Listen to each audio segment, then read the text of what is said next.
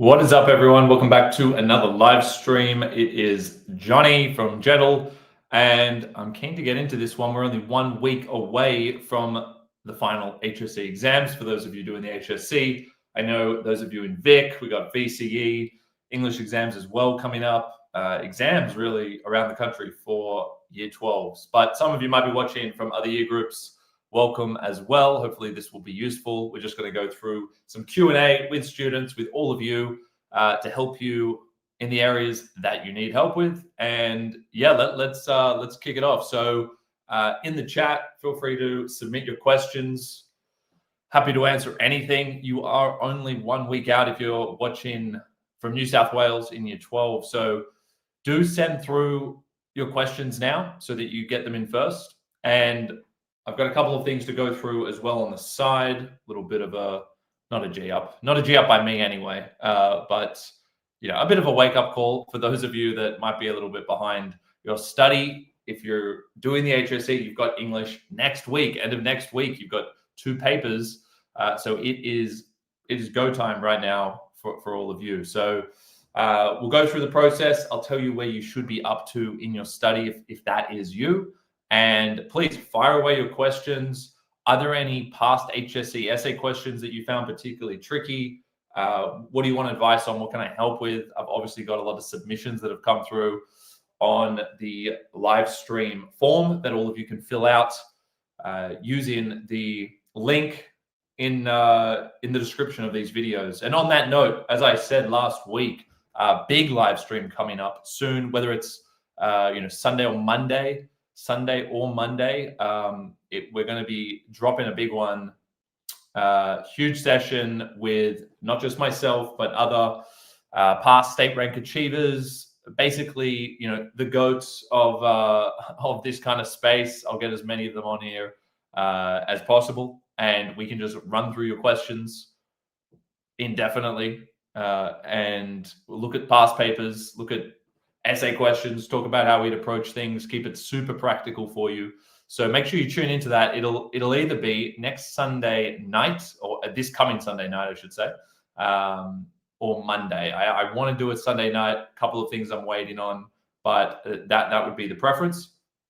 It could very well be Monday afternoon through to, I'm not going to say midnight, but late night, right? It could be a long session on the stream where we just take all of your questions. So likely Monday afternoon, evening-ish for that stream. But this is probably the best time to get any pressing questions in, because you've got just over a week and you kind of don't want to be doing everything last minute. So best to kind of firm things up now that you can then practice and apply over the next week.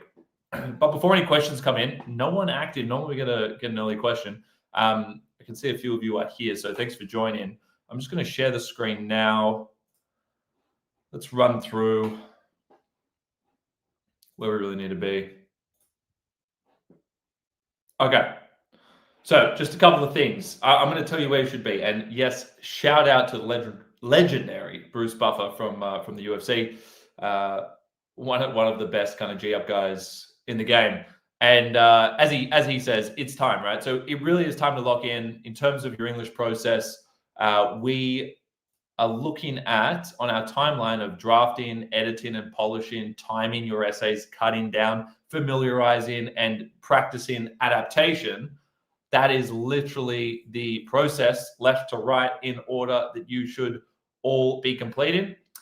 You are up to the familiarize/memorize, for lack of a better term. Actually, it's the perfect term. Familiarize, memorizing stage, where you really need to be getting to know your material super well. Probably from today.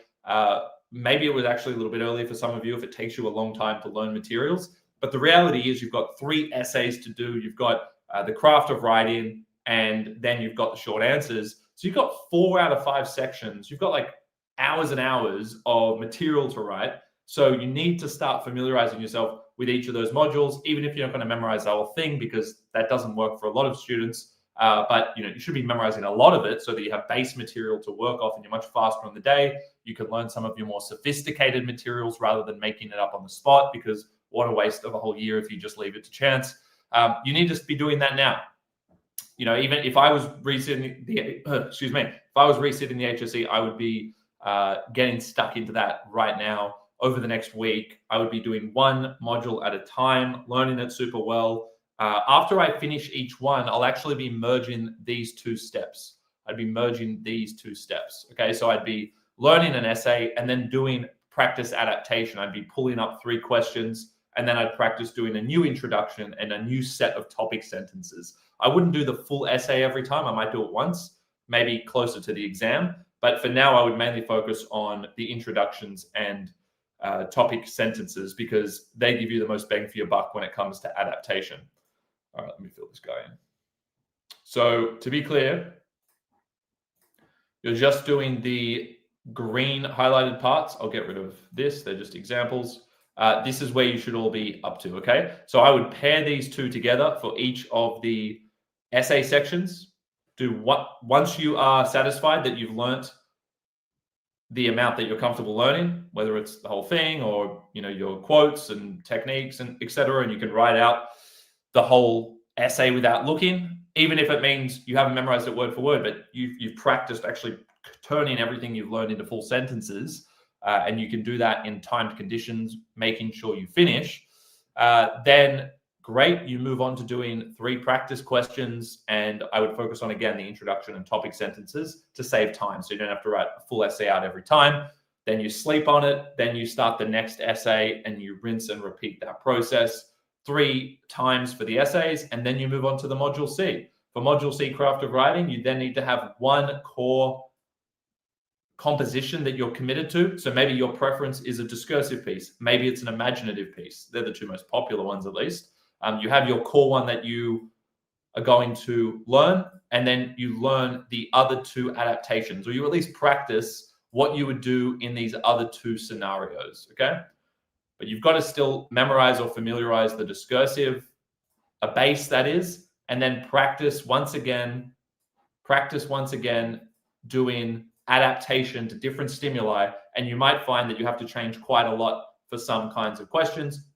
But other times you might find that if you actually sit and think carefully enough and you think broadly enough, you can actually use a lot of the stimuli to work with your piece, versus if you had just kind of done a literal interpretation and figured, oh, I need to write a completely new piece. You don't always need to write a completely new piece. In fact, that's very rarely the case. It's just about thinking broadly enough about how to interpret the stimulus, because you have that permission, you have that right to interpret it how you will. It just needs to be obvious enough to the marker, and it's your job to convince them that you are truly answering the stimulus, which you should be doing, but you can get there in a way that works for you, okay? So you've got to be flexible with your interpretation for Mod C. You've definitely got to have learnt a core piece, and then you've got to learn your 2 adaptations, or at least have familiarized with what you would do in that worst case scenario for the 2 other text types, in case you're asked about those. And then you also need to memorize a reflection. It can be a short reflection, 350 words, 450, depends on your writing speed. So I can't give you an exact word count there, but it doesn't need to be that long. You're basically preparing for an 8 to 10 mark scenario, and that may or may not eventuate, but you need to be ready for worst case scenario. This is all worst case scenario planning. That's why there's so much in this table. But if you actually have followed this, or if you do follow this, you'll realize that you've basically prepared for everything by doing this. If you tick off every item on here, you are prepared, okay? It's not easy to tick off every item on here. That's quite tough. But, you have had a whole year to get these essay drafts solid. Most of you probably still haven't cut down your essays. You still haven't timed them and cut them down to around 32 minutes so that you're not going to run out of time on the day. Most of you still haven't done that. Guarantee it, because I know the percentages, I know the odds. I've been doing this for over a decade now, trying to guide students down the right path and continuing to see that the best students all do this. So take the advice now. All of the best students that I've spoken to do this. They all practice writing it out, and they all time out their essays, and they cut it down. They're very disciplined with making their essays more compact and efficient. Even if they're slower writers, they're going to cut it down so that they have plenty of time to adapt on the day and absolutely nail it when it comes to answering the question, because that's often the biggest differentiator for you. Yes, you need to have the sophisticated base material, which is why we have drafts in the first place, so that you have good vocabulary, so that you have insightful points that you can make, that you don't have to just make up on the spot. Very hard to do that. You're not expected to do that. You have, again, dedicated an entire term to most of these units each. So you need to show off your best on the day. And to do that, you have to time and cut down. You will have to say goodbye to some elements that you want to keep, but well, I'd rather finish the essay, have a chance of getting full marks or getting the best mark possible than immediately giving up marks because I wasn't disciplined enough to actually face the reality that my essay was way too long and I should have just cut out the weakest parts or the less impactful parts, like your conclusion. Just cut that down to a sentence if you're whatever. Your link sentences, they're not as important as any other sentences. Maybe you take more than 3 to 4 sentences to get through all of your evidence and analysis. Okay, you need to merge some of those sentences or cut out the last piece of analysis. You have to do that cutting process to actually put yourself in a position to answer the questions on the day. Okay, it's absolutely critical you do that. So look, this is where we're up to in our process. You should all be familiarizing and actually getting into a room, printing out the cut down draft and walking around the room without any distractions, learning it like a speech, sentence by sentence. Don't move on to the next sentence until you can say the other sentence perfectly. And then once you can say a whole paragraph, you can write it out, pen and paper. That is a brutal process, okay? That's only if you're doing word for word, but even if you're doing just your quotes or the main pieces of your analysis, you need to look at it and then test yourself by saying it out loud as a full sentence and then writing it down. You have to do that. You all have to memorize quotes, obviously. So anyone who tells you otherwise is just giving you the wrong information, okay? You don't need to necessarily memorize the whole thing, as I'm saying. A lot of the best students do. That's a fact. I'm not going to lie to you. But a lot of students also do really well when they haven't memorized the whole thing because it doesn't work best for them and there's too much pressure in doing that, but they've learned the core bits of each sentence effectively. They know exactly the structure that they're going to produce, but when they practice, they say it in slightly different ways each time, but they have a trigger word and they know their quotes back to front and they know some of the key vocabulary, right, that are going to help, that basically help elevate the quality of the response. So they learn some key words that trigger their memory of the whole sentence. And they just practice doing that a number of times and they effectively memorize it, but without actually learning it word for word. Hope that makes sense. Okay, so again, that's the process. I hope you're all going through it. You should all be up to this step. Okay. And look at that. That's the irony. It's big. Taking a break from memorizing to watch this. Right. Good. Now I'm reinforcing that you're doing the right thing. Well done.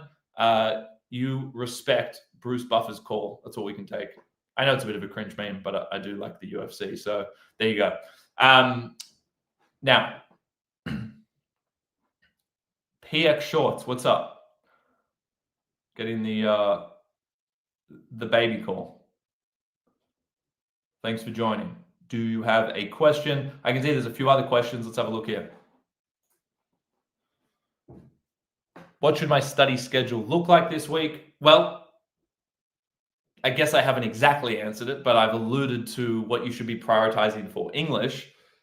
Depending on what your exam schedule is like, I would be doing a lot of English plus whatever else you have in the first week. I think some people have music in the first week or along with English on the first day or the second day. It's unlucky if you get another subject on those 2 English days, but it is what it is. Basically, once you're a few days out from your English exams, assuming there's no other key subjects that have fallen on those same days, I would only be doing English the closer we get to the exam. Okay, so like 2 days out from English, I'm just doing English. I'm just dialing in fully on that. For the 5 days prior to that, i.e. from about today, I'm basically just doing English, plus maybe one other subject at the beginning of the day. Maybe for the first couple of hours, I'm going to go over something else that I'm a bit weaker on, or that I need to do a little bit more work on, because that exam is pretty soon after the English exam. So you want to keep touching the other ones, maybe for 2 hours each morning, but then I would really free up 8 to 10 hours of the rest of the day to learn your material super well, to do the adaptation practice, and then ultimately build towards a point where you're 1 or 2 days out from the exam. So by Tuesday next week, where you feel confident with all of the essays, you know your Module C approach, you've looked at different scenarios, and now you can just do some more practice short answers. Let's not forget about the reading task. And then you're just going over in your head and doing practice questions, mainly introductions and topic sentences, on the pieces that you familiarized with. You get to the last 2 days to do that. Okay, you don't want to be memorizing something the day before your final exam. So that's why I'm saying do it now. Start now if you haven't. Start doing that learning process and get yourself into a position so that 1 week from now, you know everything comfortably, all 4 of those parts, including the reflection for the possible Mod C question. And then you can not relax, but rather dial in even more the day or 2 before on different possible essay questions and contemplating, plus forcing yourself to actually respond to the types of questions that you would be less comfortable with. If you can just face a couple of those trickier types of questions after you've learned your core materials, then already your mind has practiced adapting and thinking flexibly in response to different types of questions, so that when you get into the exam, it's just another question. It's probably going to be easier than some of the tougher ones you forced yourself to think about and answer in an introduction and topic sentence. But I guarantee you, if you practiced each question type, of which there are 3 main types in an essay question, a stimulus question where they give you an extract from the text, a critical statement where they give you a statement from a critic and they say, to what extent do you agree? And then a more like module-based question where they give you a theme and they might use a word from the rubric in there, like resonances and dissonances in the textual conversation, or motivations and behaviors in connection with the human experiences. They'll do a question like that. So there's only those 3 types. Practice a couple different ones for each of those types. Know the strategy for responding to each of those in as kind of little time as possible. So you don't want to have to adapt more than is necessary. You might find that when you do the practice, parts of your essay already respond perfectly to parts of the question. And it's about getting used to the parts of your essay that work with different types of questions. Again, the better you've learned your base essay, the faster you'll be, the more confident you'll be to actually identify the relevant part of a sentence that needs to change and the part of the sentence that can stay the same. Okay. And for those that have already started committing to this process or maybe did it for trials, you'll understand what I mean by this. Okay. The better you know that base, the faster you'll be at adapting. And the reason you're faster at adapting is because in your head, you can already locate the specific part of the sentence that would best adapt to certain parts of that question. And there are only going to be a couple of key terms in the question. Okay, so that was a long answer. What should your study schedule look like? It should start to look like just English up to 2 days before by 2 days before your first paper. And it will look like mostly English between now and a week's time. Okay. One other subject I'd be peppering it in. If you don't work that way, fine. I know I said 8 to 10 hours and that sounds insane. That's what I'd be doing, because that process of learning essays and learning quotes and practicing, it's exhausting and it takes a lot of time, but you have to just commit that time to it. Once you learn it and then you sleep on it, your sleep is going to do a lot of the memorizing for you as well. It's always better to, if you are going to have to stay up or get up early, I'd rather stay up a bit later, because I know that I get to then sleep on what I learn and provided you actually fall asleep, you don't play something in your ear. People say, oh, should I play a recording of my essay while I sleep? Well, then you're not going to sleep as deeply, and the deep sleep would have actually helped you remember your material better. So don't do that. But if you need to, and you don't need to stay up late, you should be getting a lot of sleep here because it's critical. But if I was to choose, I'd be making sure I kind of finish off memorizing the parts of the essay that I'm going to before I go to bed. And then I can wake up and just go over it in the morning. And you'll almost always find that you remember it really well. You're almost better at it than when you went to bed. Not just because you're not tired, but because you've done those sleepy repetitions, which is actually a scientific thing. Your brain will do more repetitions at a faster rate if you've seen Inception, that the dream space slows down, so you can get through more repetitions when you're asleep. And when you wake up, you're actually feeling a lot better about the essay that you learned the day before. So that's my trick as well. I would always do that. I always try and not stay up late, but I just learn the whole thing. I finish it off. I don't go, I'm going to learn the next paragraph tomorrow. I'm just going to learn it all, go to sleep, and then I'm going to say it back to myself without looking the first thing when I wake up, right? Then I can move on to the next essay, okay?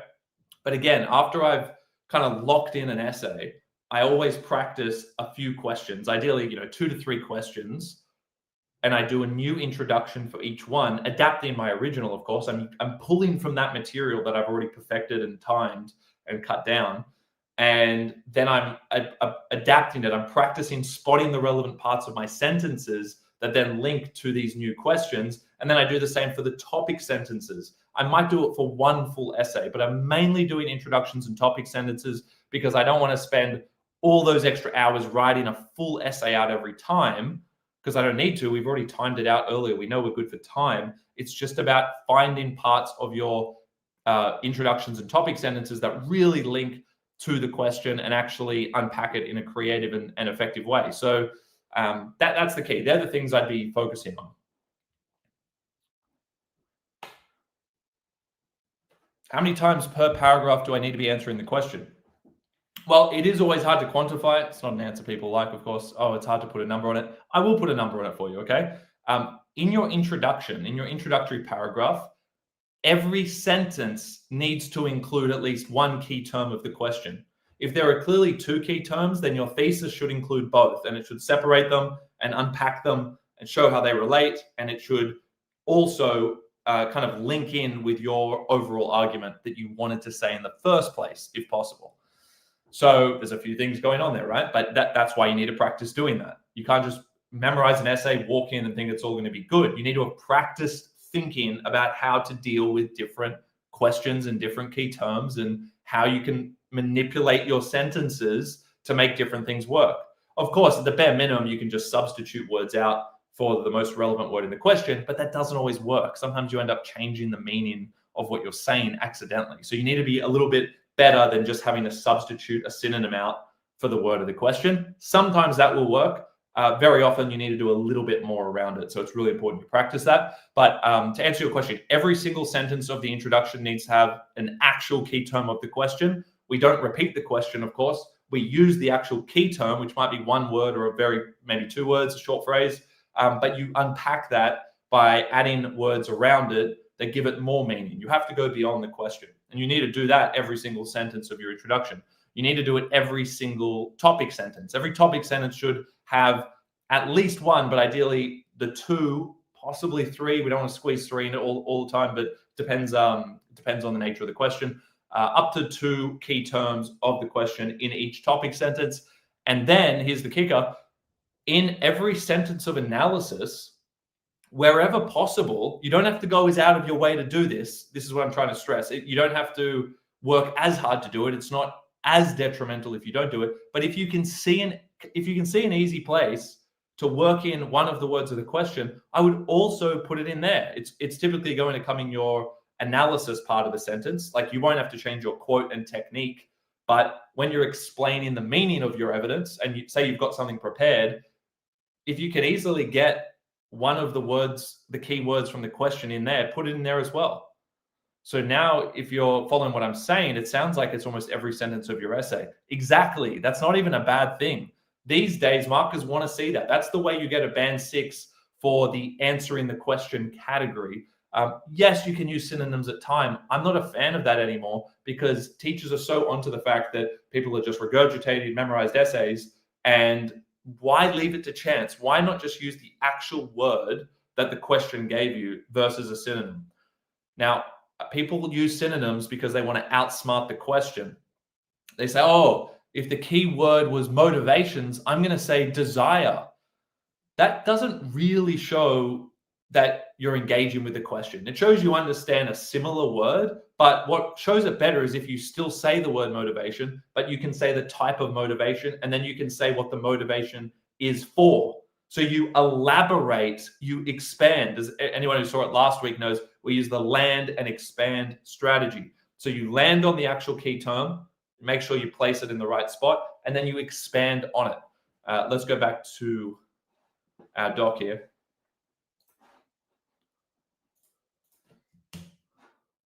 Back up here. Okay. So question was, how much do I need to be answering the question?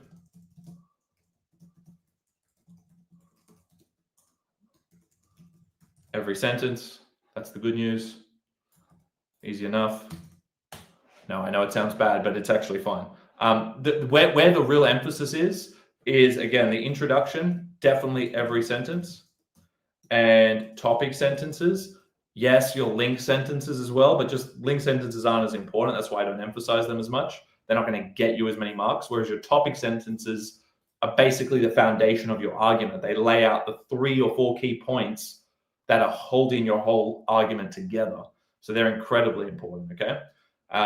Now, if you get a question, you get a question, key term in the question is motivations, okay? What you do is what you don't say desire instead, synonym. That's a problem, okay? What you do is you use, this is what it is, land and expand. You should all say that to yourselves now. I know we're not going to hear you, don't have to be embarrassed. Land and expand, okay? What you do is you land on the keyword. So the keyword in the question was motivations. So we're going to use motivations, but I'm going to expand. Look at how I expand on this keyword. Okay, land is going to be in green because land is typically green, like green grass. Okay, to give you the visual. Now, what type of motivations is what I'm going to slot in there. And then I'm going to say a motivation or motivations. I'm going to say singular because I don't want to list things. So I'm going to just say motivation to what? What motivation? So what type and a motivation to what? What is the motivation? So by answering these mini questions, these are 2 types of mini questions. You expand using mini questions. And the mini questions are what or what type, how, why, and so what. And you ask yourself that in relation to the key terms, and you don't have to answer all of them, but maybe one of them gives you a good guide as to how you might be able to add some more specificity and thus expand on the key words so that you don't just repeat the words of the question, and so that you're doing a lot better than just using a synonym. Okay? Excuse me. Okay. So what type of motivation? Let's fill this in. A political motivation. Okay, a political motivation to limit the freedom of the collective. This is an example, but this is how I would use a key term of the question. Notice how my use of the key term of the question was not simply using the word motivation. My use of the key word of the question actually resulted in this. And I'm going to sit on this for a second with you, okay? Really understand what I'm saying here. When I use the key word of the question, I don't just use the key word, I expand on it so that it actually looks like this. And it looks like that within the sentence. And in terms of me coming up with this, I'm not coming up with this on the spot. I'm actually coming up with that in terms of your expansion. Really try and follow this. In terms of your expansion on the question, take from what you already have in your base essay to fill the gap.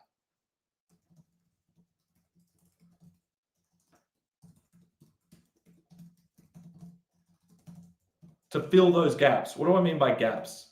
To answer the mini questions and therefore expand.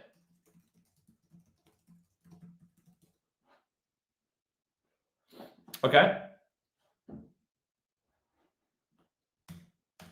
Yeah, I don't know if I can be clearer about this. This is literally going to radically improve your marks if you can do this. If you don't already do this and you do this and you just practice, oh, remember what Jonny said, land and expand. I'm going to use the word, but I'm going to add some more to it. I'm just going to put an adjective like political motivation, emotional, psychological, ideological. And by the way, practice doing this. This is why you do other questions. Practice getting versatile with what types of adjectives you can use and what you could say after using the material you have in your drafts. So if you just remember this and do nothing else right on the day, except, remember some of your core pieces, but remember this, you'll still do really well, okay? It's one of the best tips I can give you on how to answer a question. You just think, land and expand, ask myself a mini question about it. Oh, the key word was motivation, motivations, motivation, motivational. You can use any form of that word. Motivated, you should be flexible with it, but I'm avoiding the use of a synonym so that I can actually demonstrate better control of that word. And again, by expanding on it, look at the blue parts. That is what gives you the marks. Okay, you can tell my voice is cracking tonight, as usual. That's the downside of me doing these late at night. Is I have many testy pops, and it's all on the live stream. So, what are you going to do? All right. So, rumor has it. Oh, okay, I see. Rumor has it. I mean, rumors are always funny. Rumor has it Mod C is going to ask about a module text. Well, you've got to remember, Module C has prescribed texts. So one of the sample NESA questions, if you think back to the sample NESA questions, and you might not have even seen those, by the way, so I'm going to pull it up and show you it. Give me a second. Ooh. This thing doesn't want to cooperate.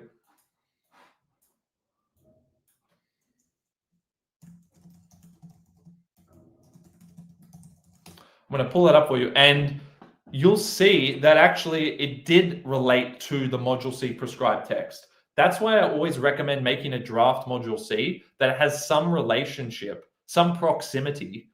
It's closely related to one of the prescribed texts that you've studied, that you're comfortable with. Do something similar. Maybe you're doing something that challenges it. Maybe you're doing a new version of it, but at least have it in mind so that if you get a question, worst case scenario planning is what English is. That's how you prepare. You think, oh, what if I got asked about a Module C prescribed text? You think, I'm fine with that because I've already thought about how my draft connects to my Module C text, okay? Now, they won't give you a specific one because everyone studies different Module C prescribed texts, but they could ask you about a character. They could say, provide a different point of view. We haven't seen it come up too much, even though it was in the sample papers that NESA gave out many years ago. So again, let me see if I can find it. Not sure if we'll get it, but we might. Oof, for some reason it came up with the 2001. We don't want to look at that one. Might not get it here, but I did have it. Maybe I found it.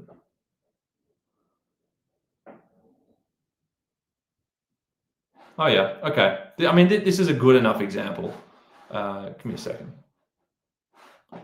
Now, I don't know on this if I can share Word docs, but that would be convenient.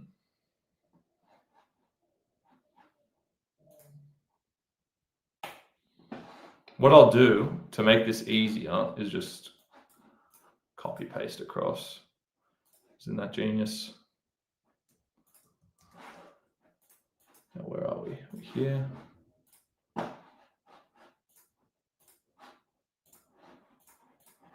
Okay, having fun? Bang. Here we go. Okay, this is a Module C, Craft of Writing. Question: choose one of the texts you have studied in Module C to write a response to the following question. Choose one of the texts you studied in Module C. That's kind of what you're asking about, I guess, unless I misinterpreted and you were being sarcastic, Kenna, saying, of course, it's going to be about a module text. As you guys know, if you've looked at past questions, it's not always explicitly about a Module C text. It says, compose the opening of an imaginative, persuasive, or discursive, exploring a concept represented in one of the prescribed texts. Now, that's pretty vague. I mean, you'd be pretty happy if you got that right. A concept. Wow, what's a concept in the text? anything pretty much, right? Anything you want it to be. That's why you don't have to get caught up there. Of course, it could be any kind of concept, anything that could be a concept in the text you can suddenly use, which enables you, if you had a draft, a really solid draft, to basically use whatever you want, okay? Now, before you commit to that path that I just suggested, like disregard it almost, right? I'm not saying to disregard it, but you need to also read the rest of the question and part B. You always read part B, the reflection part, if there is one. You always read that carefully before committing to your composition, okay? Because they go hand in hand. So it also says, in your writing, utilize at least one aspect of the composer's distinct writing style. Now, when it says distinct, don't get worried about that, okay? It's just something that is identifiable in their writing. It doesn't mean no other writers use it. If they use first-person narration, great. That's a distinct part of their writing style. So this is the stylistic element that you need to use. I personally like to focus on two. When I'm doing a draft, I focus on two because often that works better with your structure. So when you do a reflection, you have one paragraph that focuses on one stylistic element, another paragraph that focuses on another. So notice that it says at least one. At least one. That's very common. I haven't seen many questions where it just says one stylistic feature, use one technique. It often says at least one, or sometimes it says two. Sometimes it does say two, but at least one or two is probably the most common, right? If you have two and you're only meant to say one, then you drop one. There's, again, worst case scenario, plan for two. If you get one, you're good for it anyway. Same idea with your composition. Make sure you've got make sure you've at least thought about how your draft piece could connect with a concept in your Module C text. Because if you've thought about it and you've figured out how you can make it work, first of all, you don't have to write something completely new because you feel confident that there's a clear link with what you had. You might have made some adjustments as a result, but it's probably not major if you get this kind of question. And secondly, it allows you to be better prepared for a reflection if you need to justify your decisions. See, part B here is the reflection. This is to justify your creative decisions. Reflect on these choices. Make close reference to the ways the composer's distinctive writing style has influenced your work. So you always need to do that. That's about the stylistic devices, the distinctive writing style. That's where you can have one paragraph per stylistic device. Again, a stylistic device is not just like, a simple technique. It's something that characterizes the writing as a whole. So hopefully you've already thought about that. It could be an extended metaphor. It could be first-person narration. It could be a certain type of imagery that's quite distinctive in this composer's piece.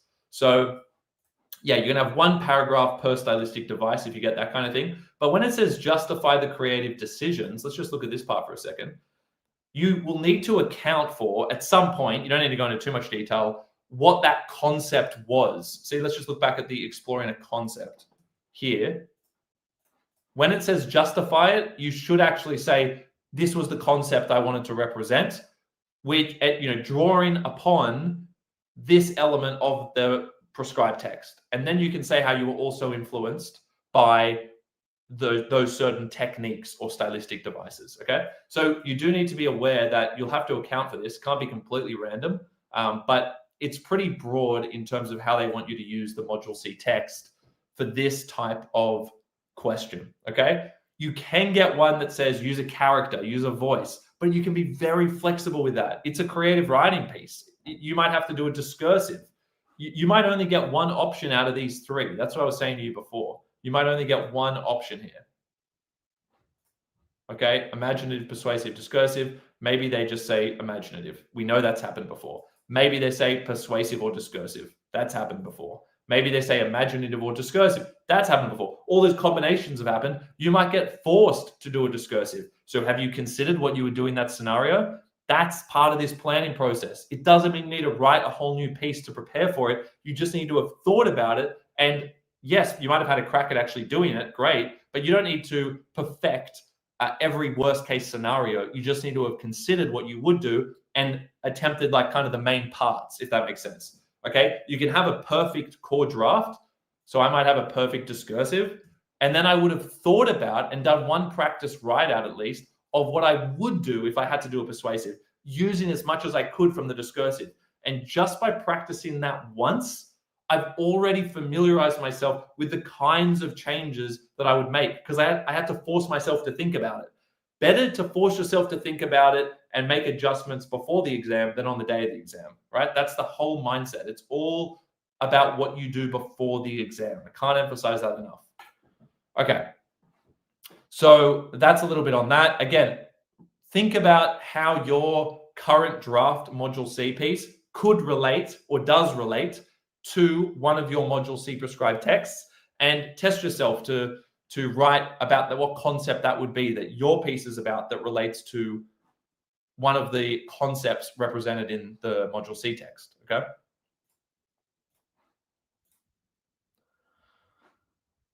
All right. Is it possible that you could put up some comp questions during the stream for us to answer? Yes, I can do that. Let me just get through some of these other questions, and that's a pretty good idea. You know, I might do that at the end, actually. So if you all want to do that, you can all type in some answers. We can really work together on this, and this would be a fun exercise, actually. This is what I do in some of the workshops that I run, and I don't do them as much anymore because there's so many other things going on. But I love doing them, and we can actually do it here. I just pull up a question. You can all write out a sentence, a topic sentence, a sentence of analysis that you feel could get a mark, and then I can tell you if it got a mark or not. Okay. And how to improve it. So stick around if you want to do that. It's a good idea from It's B.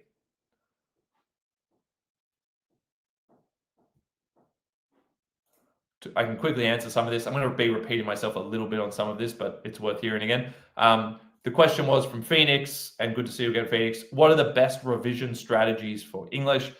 If you've already memorized, because you said not memorizing, I've already done that. Great. Well, you've done one of the key things. You've got the bases locked in. Now it's just about practice questions. And I've mentioned about practice questions for everyone listening. You're going to be bored of me saying it, but I'm going to keep repeating it. Go and do at least 3 practice questions for each essay and for Module C. And don't write out the full essay every time. Just do introductions and topic sentence rewrites. You're just rewriting those using what you've memorized and applying it to the keywords of the question, and taking a moment to think about what the question's actually saying before you start doing any of that. Make sure that the 3 practice questions are of a different nature. There are different types of questions. There are the module questions, or like the theme questions, where it just says, how does 1984 use storytelling to reveal human motivations and behaviors? Okay, they pulled some words from the rubric. That's very common with the common module. Okay, pardon the pun. Then you get Module A, textual conversations, if you're doing advanced, or language identity culture for standard. With textual conversations, the most common type of question is a broad module question, often with a statement about the power or effect of a textual conversation. What does it actually do? So you could practice a critical quote with it to what extent attached to it. Excuse me. The other thing to practice for a worst case scenario is an extract question, where a question gives you an extract from each of the texts that you're studying, and then it says, using the extracts, you know, how answer the following question. How does the textual conversation, you know, enhance your understanding of each text, or change your understanding, or whatever? But something quite broad. The textual conversation questions are typically quite broad. Okay, I'll say that. That's the trend I've seen. But where they could challenge you is in a stimulus or an extract from the text. And you don't need to freak out about that. I've got a breakdown on YouTube specifically on how to deal with extract questions. So make sure you watch that if you're freaking out about that. And all you have to do is pull out the kind of key ideas that are relevant to you, that are symbolized or represented by the extracts, make some reference to it, including in the intro, and then kind of work it in with your existing argument. And then you just need to have those callbacks to the extracts at different points. But it doesn't need to affect your whole essay. You can still preserve a lot of what you already have. You just need to be creative with how you reference that extract. And again, I've got a breakdown on that. So Phoenix, to answer your question, it's just practice questions and doing a few short answer papers, but practicing using MEST, practicing spotting techniques really quickly. It's about, how can I memorize for my short answers? Have you memorized how many sentences you would do for each type of mark allocation, 3 marker, 4 marker, 5 marker. Have you watched the YouTube videos and then practice doing it yourself without looking? Go and do the last 3 years HSE papers, the last 3 papers, and see if you can get full marks on those, and just try and find as many techniques as possible for every text type as you go. Okay, then watch the video and see the breakdown. That's pretty much all you have to do at this point, and just remember those. Remember your core essays that you've memorized, but then by looking at different questions, you'll be forced to contemplate some other elements and other worst case scenarios that you might not have planned for. And it'll force you to look back at the text at times and think about how you could weave something else in if needed. Okay, so it's not like just because you've memorized it, you can't pull from anything else. In this process of doing practice questions and adapting, it'll actually force you to go and think about how you could pull something else in from the text, or another way of framing something, which might require you to just quickly look back at a certain element of the text. And now you've got that ammunition. You just build up your ammo now for a week on responding to any type of question you could get, and then you're invincible.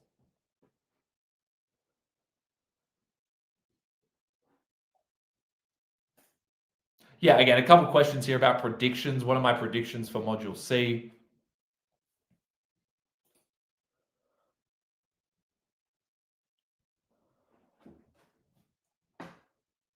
Module C can have a maximum of 2 parts, okay? There's basically 3 types of questions you can get. This is what we know from the past 6 years, 5 years of HSE papers. I think 6 years now. Okay, this is what we know. You could get a 20 marker on an imaginative, discursive, persuasive, no reflection. So be prepared for that. You could get a 10 or 12 marker on a composition, and then an 8 or 10 marker reflection, where you reflect on your decisions and you link what you've written and your purpose for writing to a mentor text or a prescribed text that you studied in Module C. Okay, that's the second case. So you either get a 20 mark composition or a 12 mark composition with an 8 mark reflection. But by the way, like 12 mark, 10 mark, 8 mark, 10 mark, they're basically the same. They're treating those almost identically. Okay, so don't worry about 8 verse 10, 10 verse 12 with that one. Scenario C, the third scenario, is an interesting one.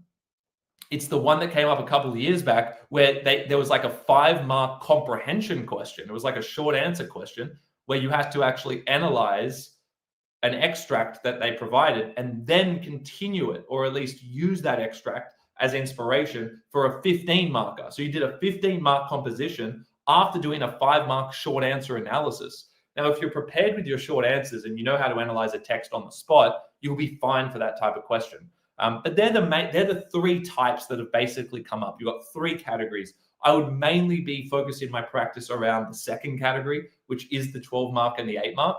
But I'm not saying that's my prediction. I'm just saying that's going to allow you to be in the best spot to move. I always make sure I know what I would do for a 20 mark composition though, because it's going to be a bit longer. So I create a long version. I have an extended version of my core draft. So for me, it would be a discursive. I would have a 20 mark discursive, and then I would have a cutoff point clearly marked on my document, where I'd say, oh, if it's a 12 marker or a 10 marker, I treat them exactly the same, 10 marker or 12 marker, I'm going to cut off my piece here, and it's still going to make sense. Perfect. Now I've got my 20 marker, my 12 marker, I've learnt a reflection, and now all I'm doing is practicing, adapting that to different types of questions, different types of stimuli, getting really good at thinking creatively about it and weaving in the stimulus references all throughout. You can't just do it once, you have to do it all throughout, but do it in a way that works for you. And I'm also going to practice the scenario of, what if I've learned a discursive mainly, but then I get asked a persuasive, and I practiced that as well. You don't have to change that much from a discursive into a persuasive, to be honest. You just have to have thought about it and done a practice, and you'll notice that the tone changes, some stylistic parts change, but you can preserve a lot of the core material. It's just the way you're talking, the way you're delivering it is different. So you make those subtle tonal changes, and as long as you understand what those are, you don't even need to memorize those changes. You can just apply it and say, this bit is too low modality. I'm saying perhaps here in my discursive. Now I'm going to say must, should. I'm going to be much more definitive. Okay, so there's a tonal shift there, and you are pushing one argument versus contemplating both. Okay. And then I would have my imaginative scenario in the back of my mind as well. If I do get an imaginative, here's my alternate opening, and here's how I would work in some other parts from my discursive. Here's what I would get rid of, or maybe I have a separate imaginative that I've practiced that I'm happy with as well. So that's kind of the best thing. I know that's not a prediction, and I don't want to give a prediction because I genuinely don't know which one they're going to go for. You could assume they're not going to give you the exact same one as last year. I mean, that's really the only. It's not even a safe bet, to be honest. They could just come out. They could come out again with a 20 mark imaginative from a few years back, 20 mark discursive or persuasive. They don't like to give the 20 mark persuasive. They haven't really done that. So there's nothing stopping them from getting people to write persuasively. I think it's an incredibly important form, but they're typically a bit more generous to people because they know, when I say they, I mean Nessa, they know that a lot of students don't have that mastery over all three types. So imaginative is most people's go-to because you've done the most practice on that type. So, an imaginative and persuasive, that's possible, right? Imaginative discursive is always a good combination one as well. So just be ready for all the options. That's just my commentary on it. And you can make of that what you will.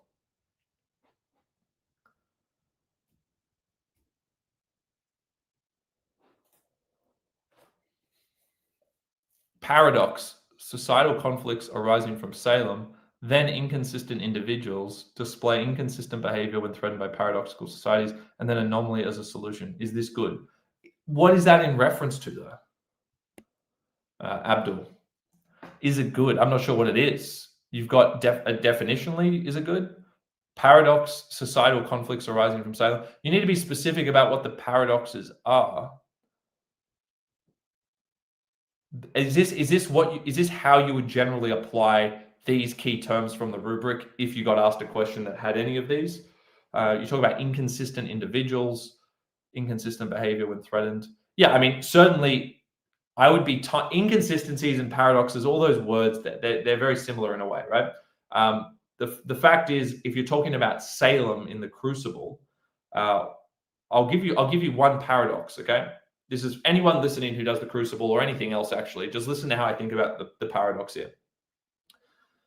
The paradox that could make you stand out from everyone else, okay, because I just want to cut to the chase. There's a bunch of paradoxes you could talk about. The paradox I would focus on is the contextual paradox. What do I mean by that? I mean, Arthur Miller wrote the Crucible during the 1950s, during the Cold War. What was happening? America was afraid of communists. Why? Because communism was seen to be antithetical, inconsistent with freedom. We all love our freedom. America loves their freedom. America loves their freedom more than anyone, right? You've probably seen that. Now, their whole nation is built on democracy and freedom.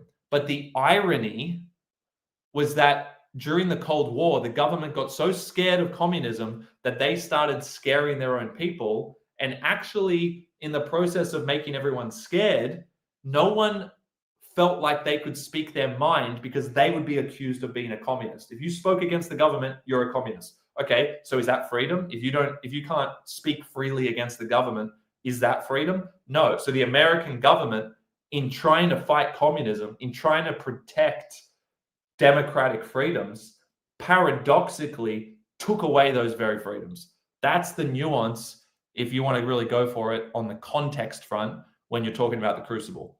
Paradoxically, right, the government that was trying to protect everyone's freedoms in America took away their freedoms because they made people scared of being called a communist, like a witch, and that made people feel like they could not speak their mind freely because if they did, they would be alienated socially as an other.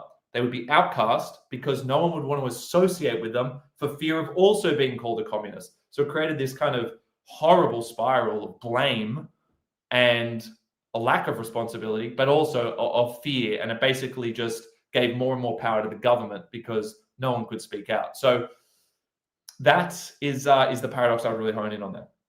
The anomaly, of course, is the individual. Like John Proctor is an anomaly. I would call him an anomalous individual because he resists. He represents a voice of dissent, a voice of dissent.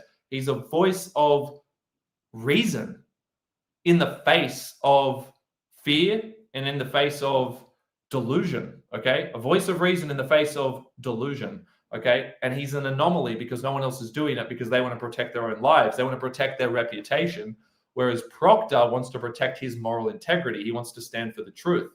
So the cost of standing up for the truth in his case is death, unfortunately. That's the tragedy of the play. But he's able to redeem himself because he's a flawed character and he had an affair in the past and he's trying to redeem himself by actually pursuing truth. So there's a redemptive path to the insistence of truth, but it can be at the cost of death in tragic scenarios where fear has overwhelmed an entire society, or hysteria, you might want to call it, ideological hysteria. Okay, I'm starting to ramble. I'm trying to throw out some good concepts that, for those that are listening carefully, can try and use to enhance their writing. Okay, one of my French teachers pointed out for short answers, I crease the paper to underline techniques and quotes. And she said this might not be allowed for English paper 1. You crease the paper to underline techniques and quotes. Baguette boy. French. Makes sense. The creasing doesn't make sense. Why are you creasing? I don't understand that. But you don't need to crease anything. No creasing. Keep it clean. Keep it ironed. You'll be fine.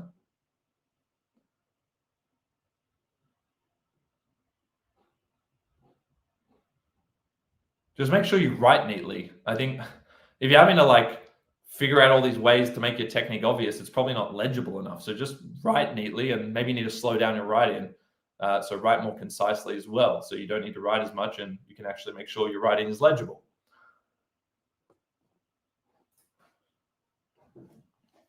In your intro, do you need to provide a sentence summary of the text? That's a great question. I was actually looking at this with someone today.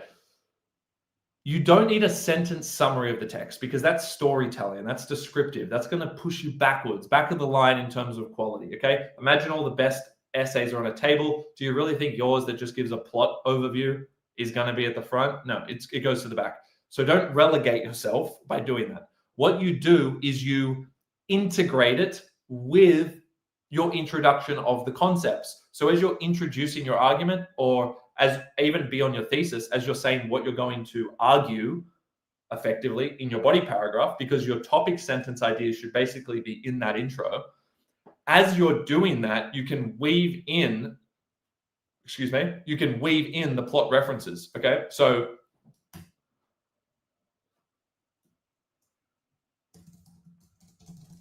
I'm going to show you an example. Examples are easier, as I'm sure you'd agree. So what you do is you have a sentence like this. So as, let's say you're doing your last sentence of your intro. So you got your thesis, you introduce idea 1, plus, give some context, introduce your context, introduce idea 2, plus maybe you mentioned something on form. Now you're going to do your ultimately sentence, which is where you can then have your idea 3. Let's say you're doing that one. You say ultimately, or you say however. It doesn't have to be ultimately. Sometimes. Nonetheless, as Proctor, as the anomalous tragic hero John Proctor,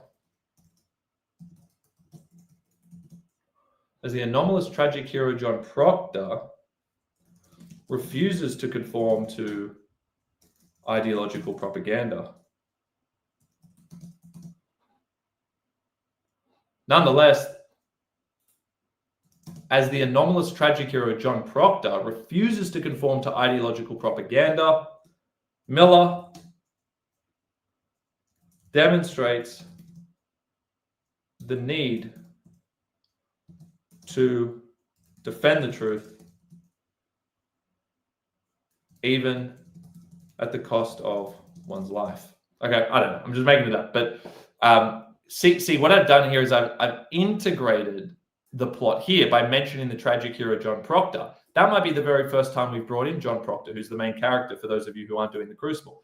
But I'm weaving in some rubric terms, of course, and all of that. But I'm mentioning a key character, and I'm mentioning what happens in the play. He refuses to conform, you could say, to the ideological propaganda of witchcraft. If I want to, just for the purpose of this example, I'm mentioning things that are explicitly related to this particular plot. Refuses to conform, all of that, okay? So you don't want a summary sentence of the plot. You want to weave it in with your ideas. So back up here, I'm going to mention the setting. I'm going to say, Miller leverages the setting of Salem, right, to establish a political allegory. So even by saying the setting of Salem, I'm kind of weaving in plot elements here, but I'm actually going on to say a lot more. I'm saying to establish a political allegory for the anti-communist hysteria that plagued 1950s America. Look at this. Look at what you guys are getting for free on here. This is the kind of stuff that you can just use directly. Miller leverages the setting of Salem, right? And you could say of 1600s or whatever, late, what is it, 17th century? Always better to be specific. Miller leverages the setting of late 17th century Salem to establish a political allegory for the anti-communist hysteria that plagued 1950s America. Okay, so that's how you can weave like a spider. Took me a while to think of a very basic and underwhelming simile there, but that's how you can weave that in, okay? How long should the intro be? It can be 4 sentences. I like 4 sentences. Admittedly, when I used to write introductions when I was in year 12, I would typically do 5, right? But I was pushed for time, and certainly in hindsight, I would do 4. 4 is like the sweet spot where you can definitely get full marks, but you don't, if you can get full marks with 4, why would you do 5? 5 just means you've got less time on the in-depth analysis after. So 4 is great as long as you can do it concisely and cover everything you need. Introduce your key points, give me your thesis in relation to the question, make sure you have said something about context. Look at this example about how I've weaved in. Great word, weave. I've weaved in context into this, right? And we could do more with this. I'm just showing you almost part of a sentence, but it's this kind of thing here, right? Where we've got some plot, we've got some context, you're introducing your ideas, okay? And we'd probably add a little bit more to get into what the idea is there. But you can see here as well, Miller demonstrates the need to defend the truth. That's an idea, that's a concept. So you bring in your concepts with context, with form, and you're away, okay? But 4 sentences is the sweet spot. If you are a slower writer, English standard, 3 sentences is okay. You can still do super well with that, but I would be pushing for 4, for those of you who really want the band 6. Your introduction is a disproportionately important paragraph. There are some students who actually will learn the body paragraphs and not learn an introduction because they say, well, I don't know what the question is, as if that was the only part that needed to be adapted to the question, and as if not having a base or draft introduction was somehow a good idea. It's a horrible idea, okay? It's the most important paragraph. It's the first thing the marker reads. Think about it. It's the first thing the marker reads, and it's where they decide what band you roughly sit in. They only look at your essays for 5 to 10 minutes on a computer screen. It's scanned in, scroll, 18 out of 20, 12 out of 20. Set off with a good impression, okay? I can't emphasize that enough. Put in the time now to learn to create a really sophisticated intro. It only needs to be 4 sentences. It needs to have context. It needs to have form. It needs to have really good language that can work in important elements of the plot where necessary, but don't overdo that. Don't make it descriptive.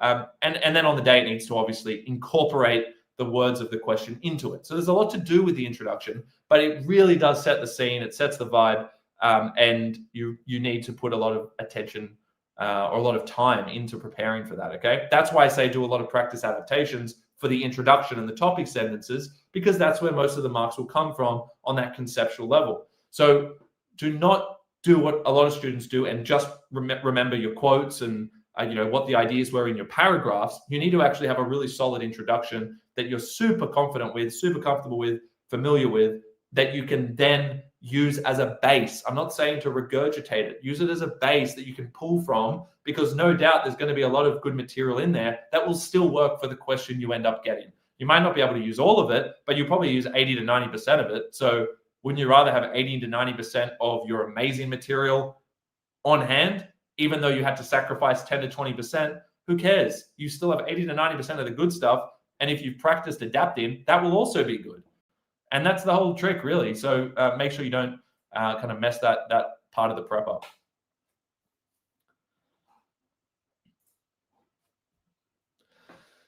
Jonny, is it completely impossible to do a reference in every part of your essay? The word count will be way too high. This has happened to me a million times. My teacher said a few references are good. Do you mean a reference to the question?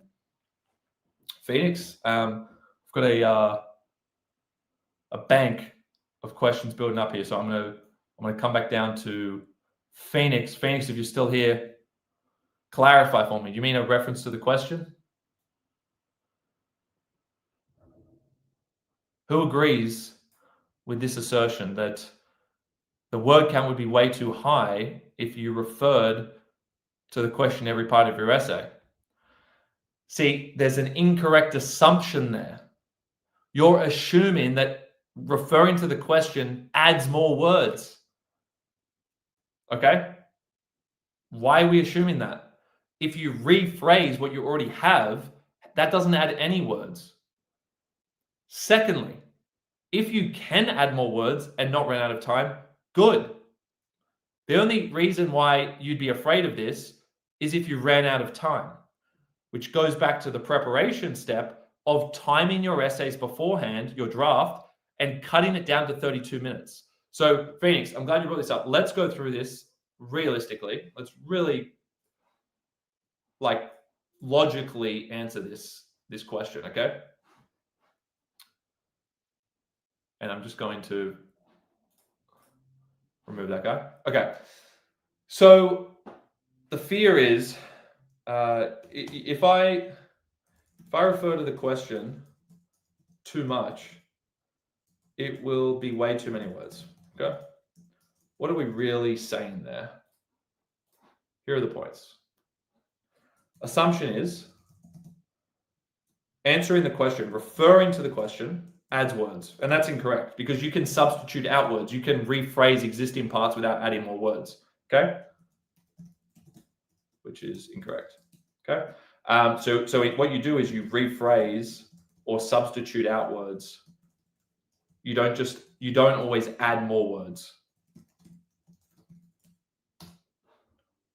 Again, great question, great point to bring up, and not a silly question whatsoever. I'm just trying to debunk that myth, okay? So the other thing, another assumption.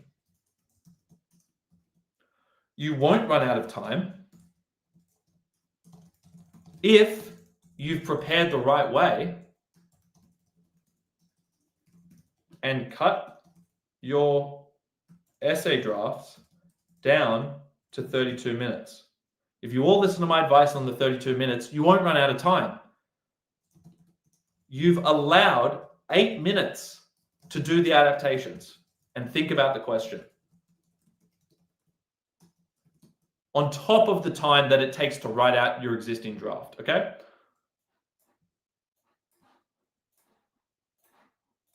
Also, another assumption.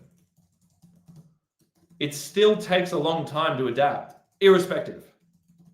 Well, it takes 8 minutes, right? It will take more than 8 minutes if you haven't practiced, okay? But only, so let's do this, okay. But only if you haven't practiced adapting, because then you're slower. You're not just slower at writing, you're slower at actually finding the best parts to adapt. It's why you're probably having to write all this new stuff, because you didn't know where the best part already was to substitute in, meaning you didn't have to add more words. You just couldn't find the best part to do it. Locating the best part in the sentence is actually the trick. How do you locate the best part of the sentence? Know your base essay really well. Guys, just going through this, it should be really obvious that if we go back up here, yes, hello, Bruce Buffer. Okay, it is time. Guys, this is the proven formula. I cannot emphasize it enough. I'm giving it to you here on a platter. If you draft, if you edit, if you time and cut down to 32 minutes, if you familiarize your essay really well and practice, Phoenix, can you see that if you did all of that, you won't have that problem? The problem goes away. You will have that problem if you don't do one of those steps, because now you're not as fast at adapting, or now you didn't know where to locate the best part of the sentence to adapt, or your draft was too long in the first place, which is why you ran out of time. It's literally, you can prevent all of this if you just follow these guidelines, okay? You've got to cut down your essays. If it's 43 minutes, get it down to 32. Now, practical tips. How do you actually do what I'm saying? I'm making it sound so easy. Prove your point, Johnny. You're saying I'm assuming all these things. Not even you, just the advice you're working off there. Prove, basically. Fair question. Well, what do I mean by you can just rephrase or substitute words? You don't have to add more. What do I mean by that? Let's grab one of our newly written sentences. Here we go. Here's a sentence. Okay. Will it help you guys if I actually go through this as an example? Let's say this is the fourth sentence. This is the last sentence of your introduction.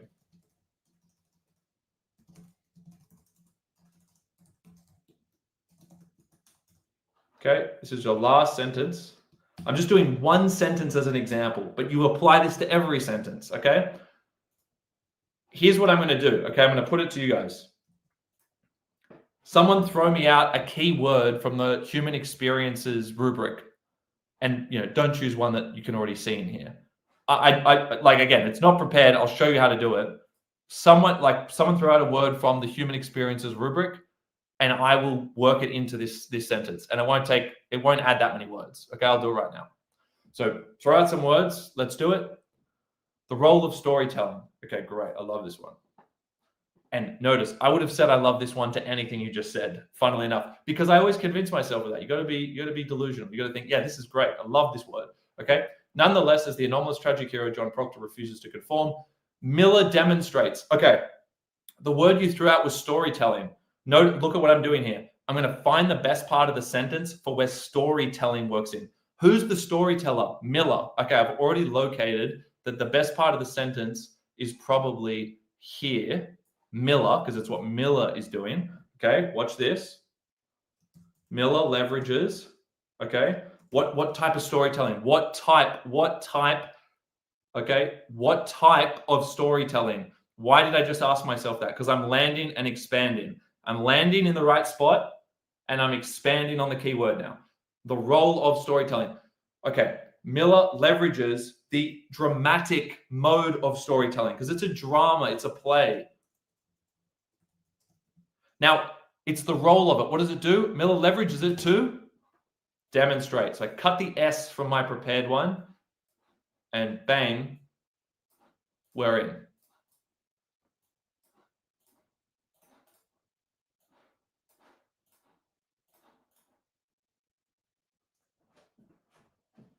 Done. Next one. Challenge assumptions. Okay.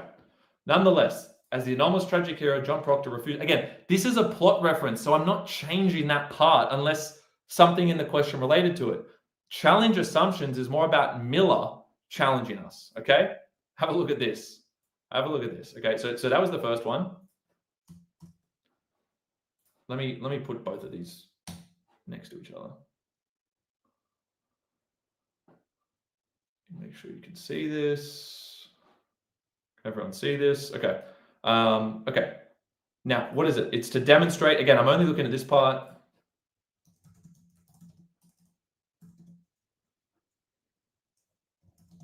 To challenge our assumption. Now, what would our assumption be that's wrong? Challenge our assumption. Well, it was about we need to defend the truth even at the cost of one's life. Okay, so if I invert that, I would just say challenge our assumption that one's life is more important than the truth. Just saying what we were saying. I didn't look, I'm not changing anything. I'm not adding this to anywhere else. I'm just looking at what I had and I'm rephrasing. Bang. Okay, done. Another one done.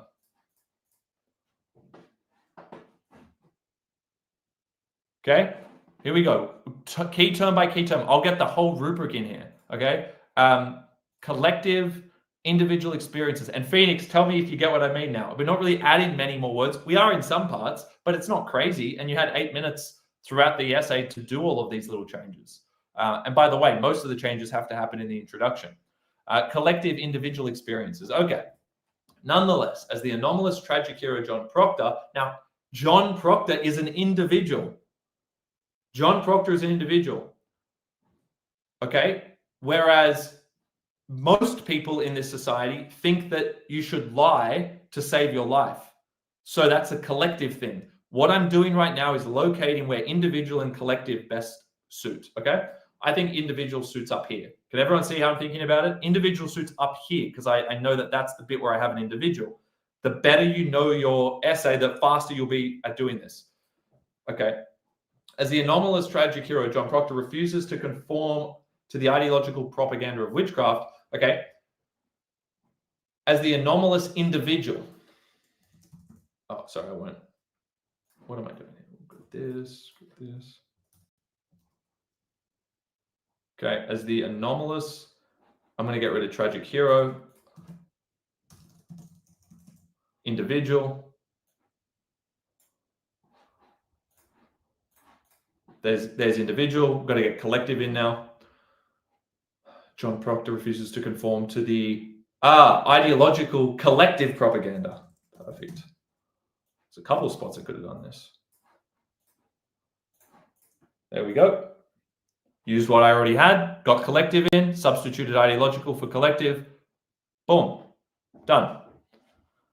Did we cover them all? So does everyone see that? I was just using a made-up example from before, and suddenly I can work in every rubric term because I've practiced it, because I know that there's always a way to make it work. Whereas a lot of students just give up on it, but they haven't practiced the art.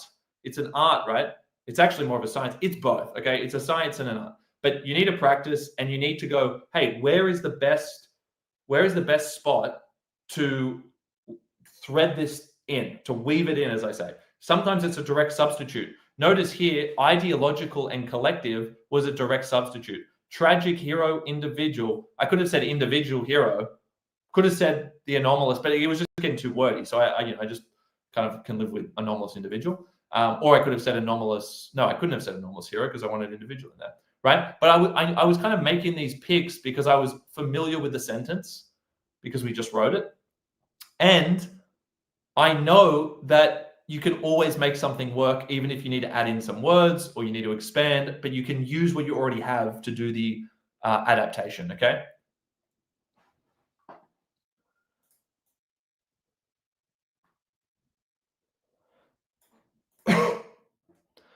Can you show the question you're writing for? So for anyone who's been following this, the initial question, I just said I was working with a key word around motivation, okay? But I was just writing a random sentence as an example. I didn't have a specific question. I just made up that one sentence as an example of showing how you can incorporate plot. That's what the previous question was. Then what we just did is I took random keywords that could be in 3 different questions, and I showed you how you could link all of them in the existing sentence. So there was no specific question, but I just dealt with 3 different types of question scenarios where 3 different words come from the rubric. Storytelling, okay? Challenge our assumptions, individual versus collective human experiences. I just showed you, if you can see all the highlighting there, how you could do 3 different types of questions with the same base sentence, okay? That's what I just demonstrated. Rewatch it back, guys, if you want to see how I think about that, because what I just did, I do for every single sentence of the essay. Not necessarily in that much detail, definitely for the introduction I would, and topic sentences, but then just weaving them in for the rest of it where you can. Okay.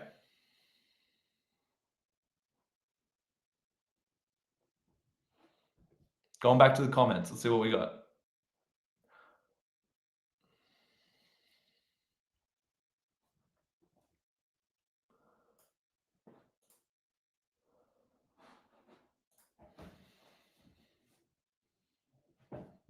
The power of even a misconstrued perspective of love to reinvigorate the human experience is revealed.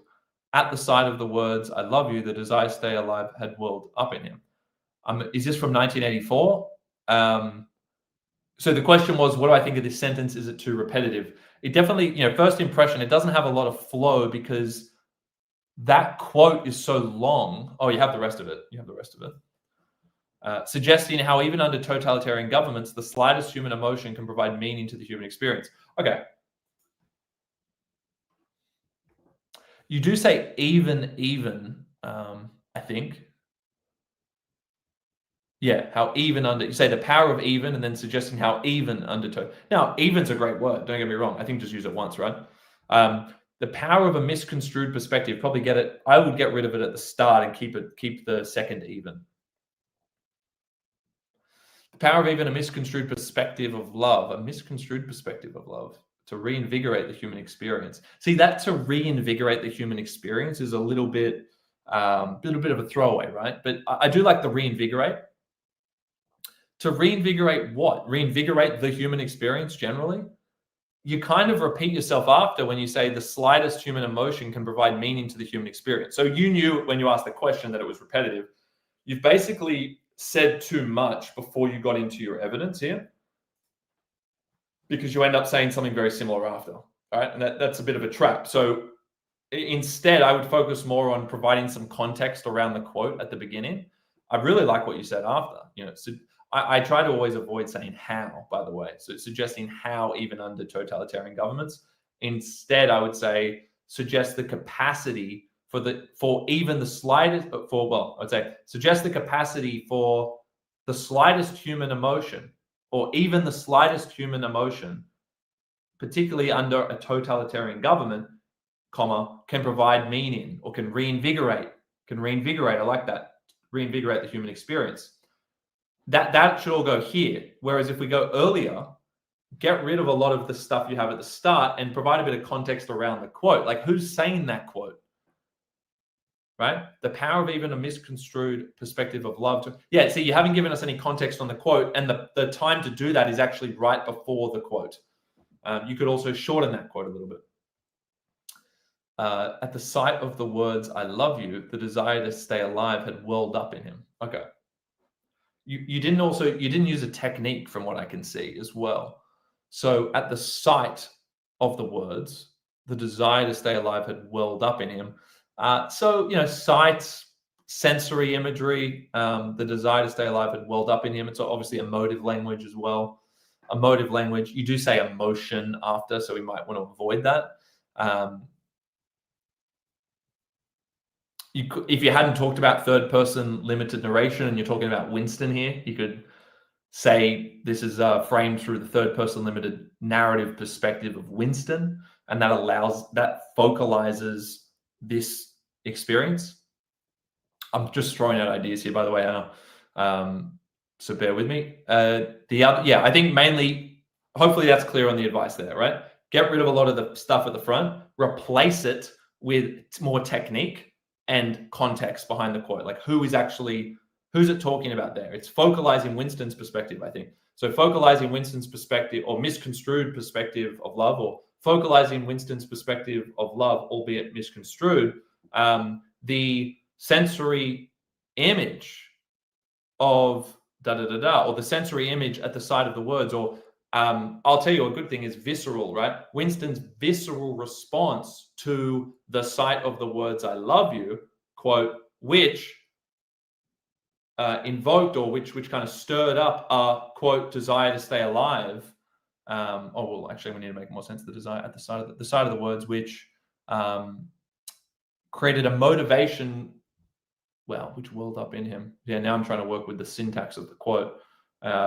And by the way, what I'm doing right now, very transparently in front of everyone, is how I think about reworking parts, okay? It's always easier on a document. I always do things by writing, so it's not really an exception here.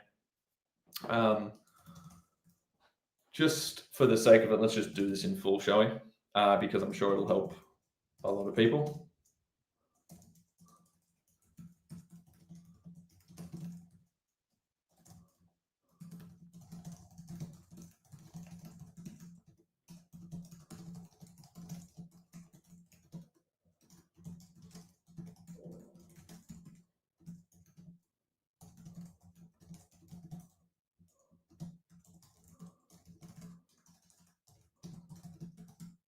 I'm going to give you guys like a list of changes we could make here that you'll all be able to apply to your own work, okay?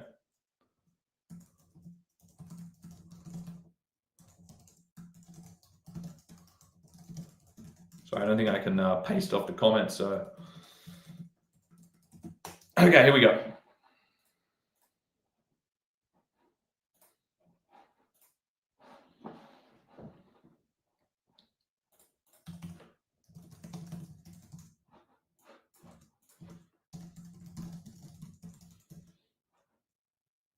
All right. The power of even a misconstrued perspective of love to reinvigorate the human experience is revealed. See, the effect has come first, right? Which kind of structurally derailed the sentence and almost made repetition inevitable.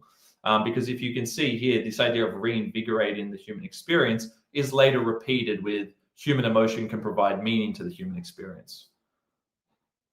So this is what we're tidying up. The way you tidy up this structurally is actually to get rid of the idea at the start, even though sometimes it does help with sophistication to not just say the technique in this. Yes, I agree. But just when you're stuck, if you fall into this trap, let's say, the first thing I would do is simplify it. Then you can try and layer that back in, right? But you have to do these things in steps.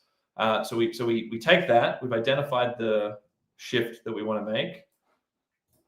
So what we're going to do is basically get rid of this reinvigorated thing. And we'll say, again, I'll get rid of that just to start with. Here's your quote. Here's this quote. And there's a quote within a quote. So I'll do double quotation marks for all my normal quotes and then single quotation marks if there was another quote inside that quote, for those wondering. Now, you say suggesting how even under totalitarian governments, the slightest human emotion can provide. Like, I don't mind that. We really don't need to change too much of it. Can provide meaning to. I really liked reinvigorate, so I kind of wanted to just like put that in. And is it like it's momentary? Like I was going to say momentarily, but it is momentary, which means I would write momentarily. Right, it welled up in him, but it's going to go away, right? If I'm not mistaken, like that emotion is fleeting. So just to add a little bit more sophistication, I'm not just going to say it reinvigorates it. It's momentary. It's only for a moment. The slightest human emotion can momentarily reinvigorate the human experience. Okay, so that's probably the one kind of replacement there I would do, and I'm using your reinvigorate up here, down here, more in the effect. Okay, again, hopefully you can see Hannah the issue. You had too much effect at the start, and because it was repeating, it wasn't adding. It wasn't like it added more. If it added more and we're saying something else at the start, then it would have been great. And you're mixing up the sentence structure. But because it was repeating, you're better off not doing that at all. Okay. What you also didn't have was a technique. So again, like it's a visceral reaction where Winston feels, that desire to stay alive well up in him. Okay. So I'm just going to manipulate the quote a bit here. Because it says weld, and I only want to say well, potentially, I'm going to do a square bracket on that guy. And that's going to give me a little bit more flexibility with this, okay?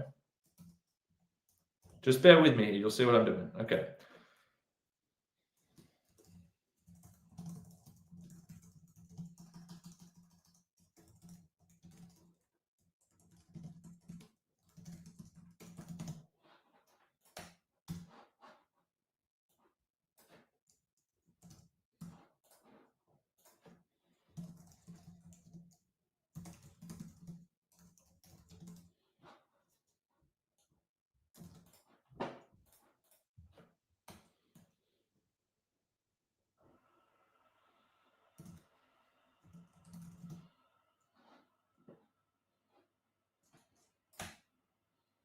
Okay, we don't need to do this now. Keeping the original. If I was going to manipulate that quote, I would have to do square brackets on the part.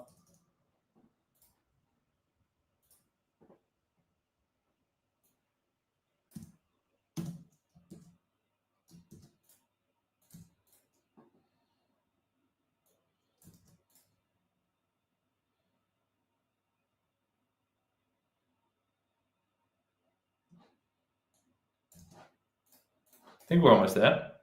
So what I've done is shown you how you can also incorporate form here. So focalize through the third person narrative perspective.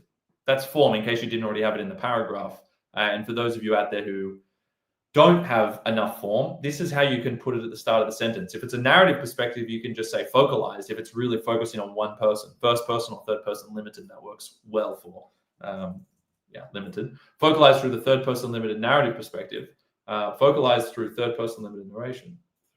No, that's fine. Winston's visceral response. Now, you'd say, oh, that's not really a technique. Okay, we can get, and that's true, we can get a little bit more technical, but what we've now got is at least a restructured sentence that has a macro technique. Hello, macro. We like our macros. So focalize through the third person limited narrative perspective. Winston's visceral response to the sight. Now, look at what I've done here. I don't want at, because at means I have to pause before I say the quote. And when you can always shorten quotes by shaving off the start and end or chopping it up into two pieces like I've done here to get more flow into the sentence so that you don't have to pause. If you look at the original one, we actually had to stop start here. Is revealed at the side of words, right? Now I've reworded it so it's like Winston's visceral response to the sight of the words. I'm already in the quote. You wouldn't have known though because I didn't have to pause. So try and focus on getting that transition. You need to think carefully about the words before the quote starts, and then you need to think about what you can cut out of the quote to get that flow in. So it flows like a normal sentence. Can you see that? So Winston's visceral response to the sight of the words, I love you. Now notice the trick here. I cut up the quote into two halves. I cut the quote into two halves because it sounded better this way. Then I can say, the sight of the words I love you, whereby the desire to stay alive welled up in him. Whereby the desire. It flows perfectly. We don't even have to stop. Welled up in him. And technically we shouldn't have a comment there unless we have one earlier. Winston's visceral response to the sight of the words I love you, whereby the desire to stay alive welled up in him. Now, probably want quotes either side of these ones, to be honest. That doesn't count. That doesn't contradict rather what I'm saying. We don't have to pause before the quote, right? It still flows. Whereby the desire, right? As long as you're not pausing right before a quote, then that's fine. Suggests. Now I cut out the ing to make it flow. Suggests how even under. Now I don't like how, but it's not really a big issue at all. Like if I wanted to really get nitpicky, I'd probably try and restructure it so we don't say how. I would just say, suggests the capacity for the slightest human emotions to momentarily reinvigorate the human experience, even under totalitarian governments. Okay, now that I've said it, I prefer it. We're doing it. All right. Suggests.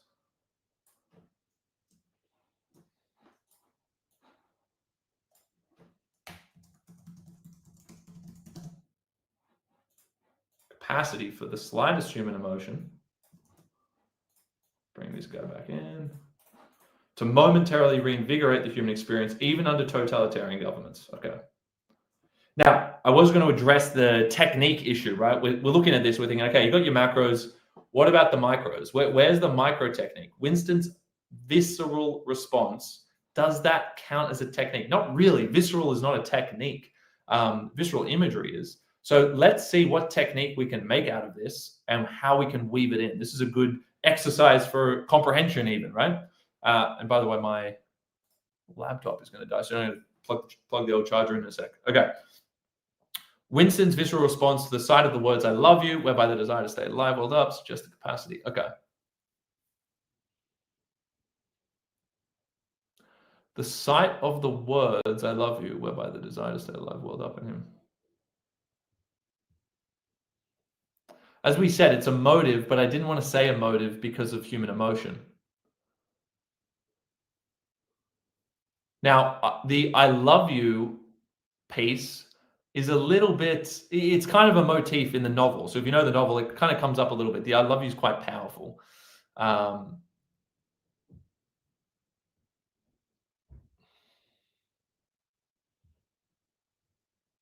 almost paradoxical, right? Because we're saying that the I love you is not even sincere, right?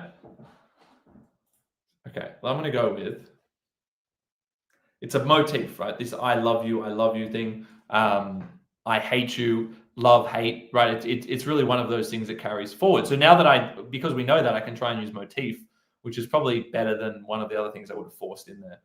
Like emotive language, could have used, tone, etc. But they're not strong techniques. But because I have the macro here, it doesn't need to be anything crazy. Winston's visceral response to the sight of the this is a bit of a made up word, but it is a word, and I'll show you in a second that it is a word. But motific, right? Like motif means recurring. Winston's visceral response to the sight of the motific words, I love you. I could say the motific declaration, I love you, right? Profession. A profession of love, right? A declaration, I love you, okay? Okay. Anyway, I'm just sharing how I would think about editing this, okay, and kind of improving it to a degree that is not necessary in an exam, of course. This is just me looking at a draft that's been sent through first time. But I hope that does help all of you, right? So again, I've worked in motific as a technique, which means motif. Again, you can check me on that. I did say I was going to just prove it. There we go. Motific, of or pertaining to a motif. We'll take it. Collins Dictionary, not the most reliable source in the world. I think, does Oxford have it as well? Yeah, that'll do it. Merriam-Webster's, subpar, but that's okay. All right. So I hope that helps there, Hannah, and everyone else watching that. That's a full deconstruction of the sentence. And again, splitting up those quotes, that's a bit of an advanced tactic that anyone can use. It just makes the writing a little bit more sophisticated because you are, basically showing more of a control of the quote, and you're not overwhelming the sentence with this one chunky quote. And yes, Rahan, Vika, it is coming. Okay, Vika section C. Is that the one section? If we can do that, that would help you the most, section C. Because we can definitely get onto that for you in the next live stream. When's your exam, Rahan? Let me know the date.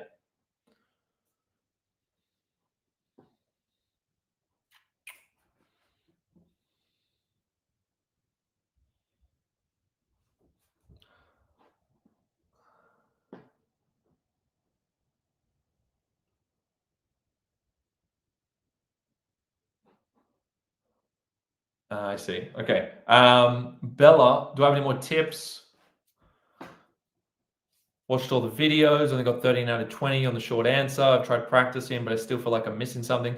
Well, look, that's a shame. I mean, I'm glad you watched the videos, but, and I know some others have been commenting on here saying, they've watched them, got 19, 20 out of 20. Obviously, not everyone's going to get full marks, can't guarantee them. There's a little bit of performance on the day factor as well here, Bella. Like maybe on a different day you would have done a bit better, or I don't know, did you feel good about it? What was the feedback would be the first thing. Like you're saying, do I have any more tips? I would really need to know where you were losing the marks. Did you lose 1 mark per question? Was it kind of you were just falling short every time? Or did you lose 2 to 3 marks in the final question? Like I would really need to diagnose it to help you get the 7 marks back. Because it's not always clear cut. Like I can't just make up a solution for a problem that might not even exist, right? Generally speaking, the 13s where you've still completed the whole paper, you're probably just missing the mark on providing a little bit more depth in your analysis. So if you watch those live video breakdowns I do of the 2024, 2023 HSE papers, notice the way I'm doing the deconstruction of the quotes and coming up with a link back to the question. But it's really quite specific. I find something related to the words of the quote. I get a synonym or a related term, and then I work that into a point or an idea that is unique that then links to the question. And that's something that you would want to practice. That's the thing that often differentiates it. If you feel like you're nailing the techniques, you're spotting techniques quickly, you're getting the structure right, then it's probably the depth of your analysis. Like you might just be repeating the question a little bit too much at the end of your sentences of analysis would be my guess. But it's a guess. I would need to know the feedback there. So if you're still with us, Bella, give us a bit more context on the mark breakdown there.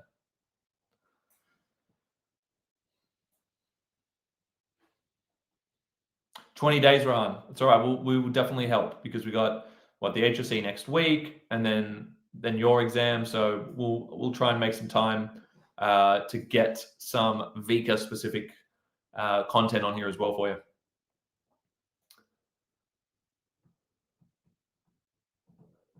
English teachers.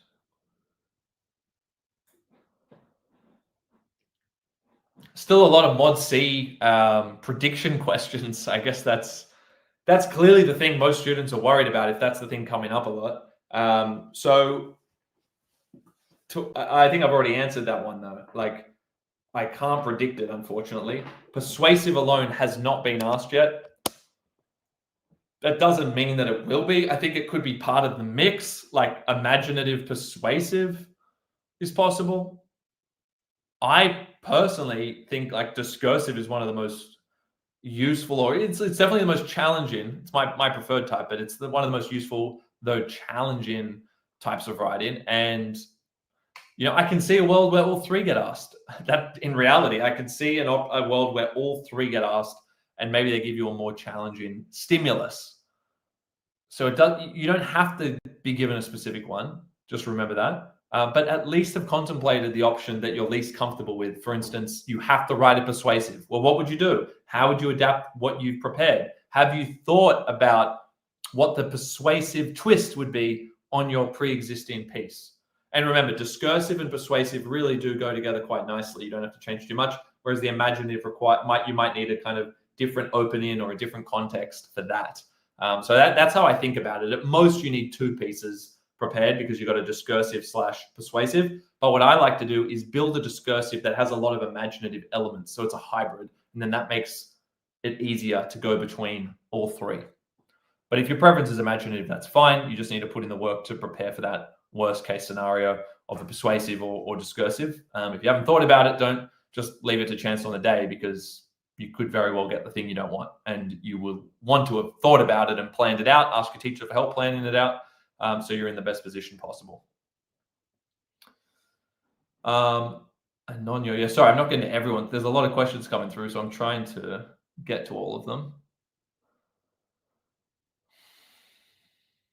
Did I skip your question, Anon? Let me go back. Must be way back.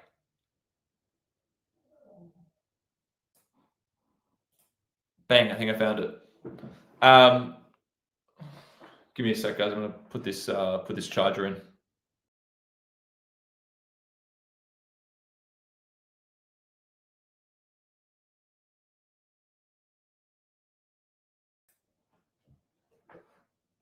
I don't know why I didn't want you to see me put the charger in, but anyway, for an extract question in Mod B, where the extract is a certain poem, would I need to incorporate the poem into my essay or just the ideas, e.g. put in a whole proof rock para or just the ideas? It's a good question. Look, the answer is that if you get asked about a specific poem for T.S. Eliot, or it could be another set, then the main thing is that you understand the poem is there as an example of the broader ideas that are explored in the overall set of poems, meaning you don't have to suddenly abandon everything you had. However, because that was the specific one chosen, what I would do is I would know in advance what paragraph, what idea that specific poem best fits into in my draft essay, because my draft essay is going to have one poem per paragraph. So let me just show you what I mean.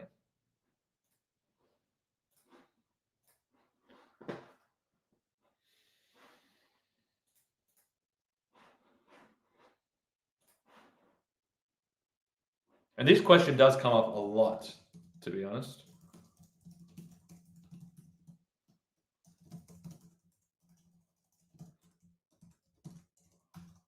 Okay.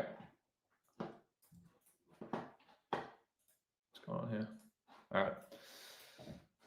Extract questions for Module B. So in my structure, I would have, body 1, and that would be poem A, like, proof rock or something, or preludes or rhapsody, probably for my preferred structure for this one. So this one might be proof rock or Hollow Men. Poem A, I like preludes or rhapsody. And then body 3 is poem C, and I like Magi for that one. So that would be the normal structure, right? Now, when you have that structure, you also need to have in mind the other two, right? Because there's poem D and poem E. Now, for poem D, let's call it, Hollow Man. And for poem E, let's call it Rhapsody. I would want to know which idea or which other poem or paragraph do they best fit into. Okay, I want to know this in advance of the paper. You need to think about this now. Worst case scenario planning. Now, Hollow Man, I typically put in here as a backup. Now, it is a potential substitute, right? It's a potential substitute. Does it mean you have to get rid of all of the proof rock stuff? Not necessarily all of it. You might keep one sentence of analysis to reinforce what you're saying about Hollow Man, but I would want to have at least 3 pieces of Hollow Man, if that was from the question that comes into this paragraph, you see? But if you got given Rhapsody, I would substitute it as my first one. And I would have already thought about this, that the idea in Preludes and Rhapsody perhaps is very similar. And then I would have 2 or 3 backup quotes for each of these, right? 2 to 3 backup quotes. So you need to know which paragraph you got to know 2 things. Which paragraph it replaces, plus 2 or 3 backup quotes.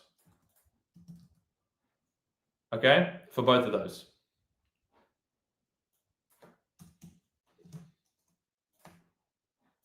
Okay. So they're the 2 things. Now, I've told you where I would substitute things. You also should refer to part of the actual extract as some of your evidence. So you can use you can use the 2 or 3 backup quotes in these paragraphs with a very similar topic sentence to the one you had prepared. And you can also keep, one relevant sentence of analysis in Preludes or Proof Rock if you had to change one of those over. And then what you can do is go to the extract and make sure you've at least included one specific bit of analysis on the actual extract. And then you can bring in the other 2 backup quotes if they weren't already part of the extract you got given. But more importantly, when you deal with your other paragraphs, just because Magi wasn't the extract, you still tie it into the idea of the extract, right? As illuminated by the extract.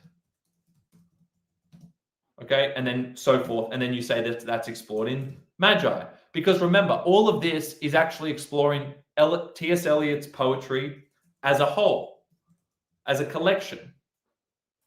Okay, as a whole. It's not poem by poem. So the poems are just evidence of the ideas for the poetry as a whole. And if you remember that, it becomes a lot easier to think about. And you just have to have the extract as part of your example. And yes, that text will be replacing majority of one of the most relevant paragraphs, but you can keep everything else the same, but still occasionally refer to the key ideas of the extract in every paragraph. So every paragraph can refer to the extract. One paragraph will take up most of the analysis now, and that may require you to use 2 or 3 backup quotes that you learn at the end, just in case. And you've already thought about what paragraph it would best fall into in terms of your ideas. So that's a pretty comprehensive answer. Hopefully that does answer it. You do obviously need to refer to the ideas of the extract in your intro as well. Just be specific about that and then relate it to the poetry as a whole, and you can still talk about the other poems.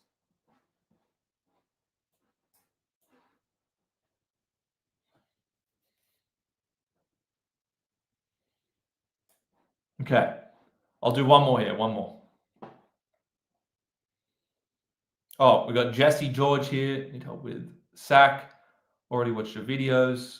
Jesse, what do you need the most help with? Because I think we had Rahan asking about that as well. So let me know specifically what you need help with. And if I don't get to it right now, we'll do a separate video on that and try and cover your questions there. Sorry, man, I meant to show your other question. You're talking about this one. With 2023, 2024 Mod C shifting away from metafictive prompts, Would you still recommend metafictive pieces? Short answer, yes. I don't suggest you have to do them. I just said they're very versatile. Even if you don't get a metafictive prompt, you can often still use a metafictive response. Why not? You can use a metafictive response that adapts to some other idea or concept in a stimulus. Just because you have metafiction in it doesn't mean it's no longer good or relevant. You can just do both. So metafiction gives you more versatility because you can deal with a non-metafictional question or a metafictional question. So you can still have it either way. Again, like the fact that it's metafictive doesn't really change how I would approach adapting. Do you have a specific example, Mia, that you think would be tricky? I would just keep the metafictional aspects if that's the basis of your mod C and work in the specific key terms of the stimulus or the prompt, right? It wouldn't really change my approach if I had done that. So yeah, please do give me an example, Mia, just while we're on this, if you're still here. You can refer to a specific question you've seen or a paper, and I'm happy to show you how I would approach it. But best to show you by example versus just speculating. And again, sorry guys, I can't get to everyone's questions. I'm doing my best, but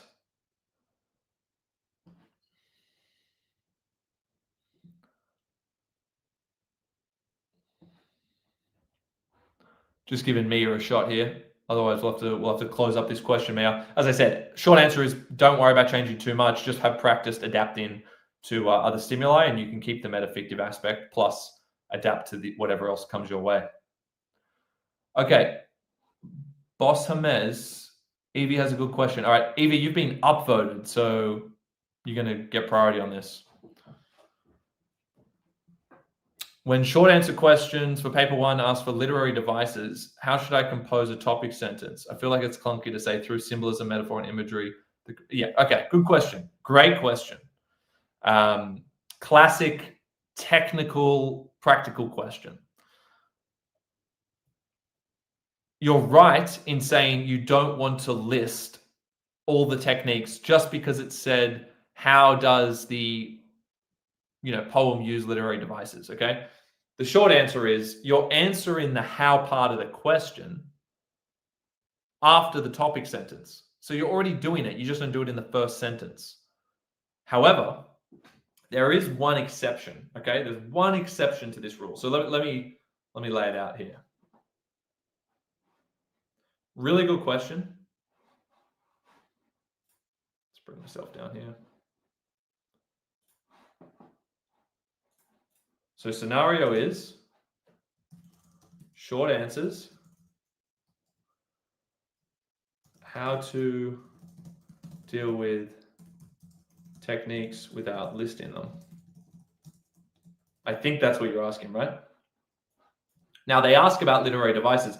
Most questions just say, how does the text represent X something, right?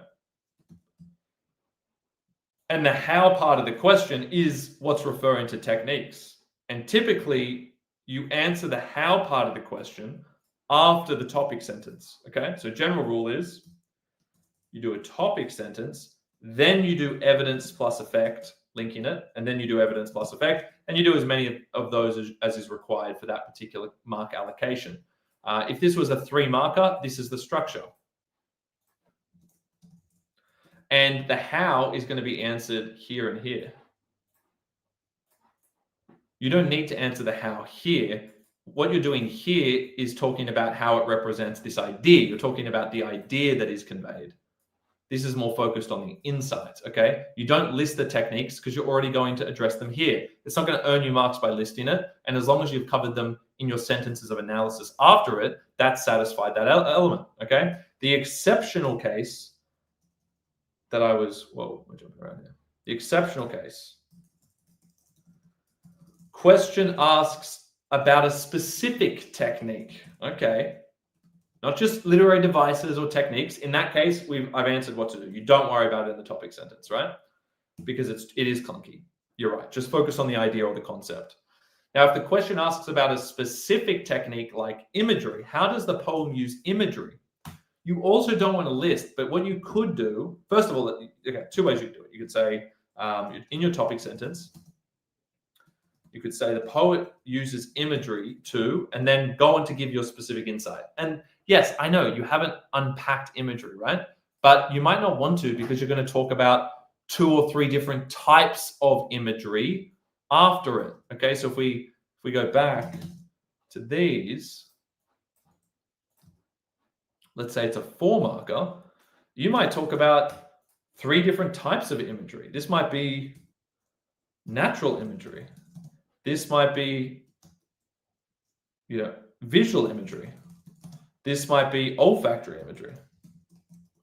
Now, if you find that all 3 happen to be set, like to do with the senses, like tactile imagery, then you have the option of saying sensory imagery. You can group all 3, but that's hard because you already have to know what all 3 types are. So that can kind of put you into a corner, and you're probably aware of that. So this is optional if it works really well for you. If, say, you had natural imagery here, just say poet uses imagery too, and just still focus on a specific insight or idea here, and just get the marks for the imagery here by talking about 3 different types or 2 of the same type with a different effect. Okay, basically, bottom line is don't worry about, never list. And if a question asks about a specific technique, you can mention it in the topic sentence without elaborating. And because you're going to elaborate in the 3 sentences after, okay? If it happens to work perfectly, you could say sensory imagery or natural imagery if that's the only type of imagery that you're going to talk about. But it's hard to know that in advance. I empathize with that position. So you can feel confident to do this. As long as you do a specific idea or insight, you can get the mark for that first sentence. All right, I hope that helps clarify that.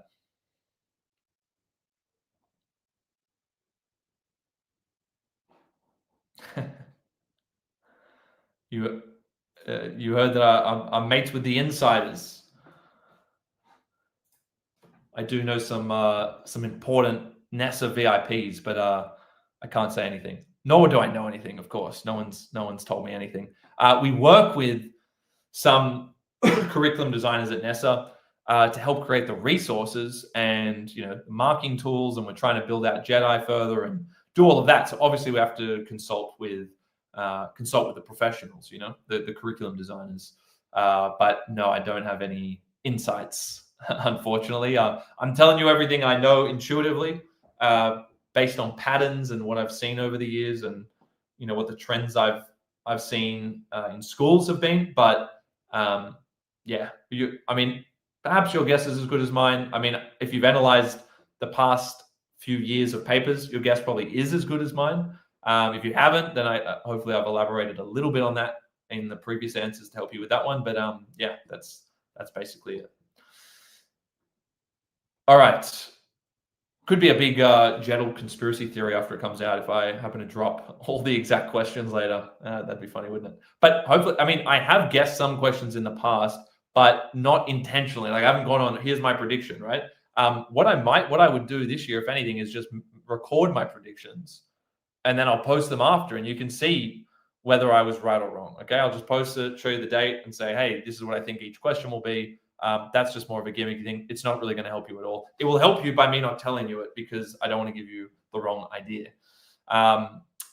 Hey, it's been fun. I got to jump off. As I said, monster live stream coming up. The biggest one I've ever done will be closer to the exams, and I'll definitely be doing them the night before.